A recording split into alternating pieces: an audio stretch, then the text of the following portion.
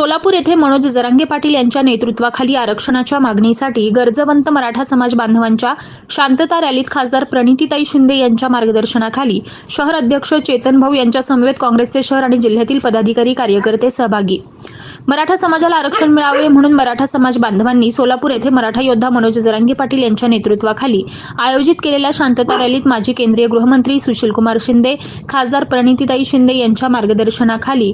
शहर अध्यक्ष चेतन भाऊ यांच्या समवेत सोलापूर शहर आणि जिल्ह्यातील काँग्रेसचे पदाधिकारी कार्यकर्ते यांनी काँग्रेस भवन येथे एकत्रित येऊन शांतता रॅलीत सहभागी झाले होते. यावेळी काँग्रेसचे शहर अध्यक्ष चेतन भाऊ नरोटे आणि पदाधिकाऱ्यांनी 4 हुतात्मा पुतळ्याजवळ मनोज जरांगे पाटील यांचं स्वागत केलंय.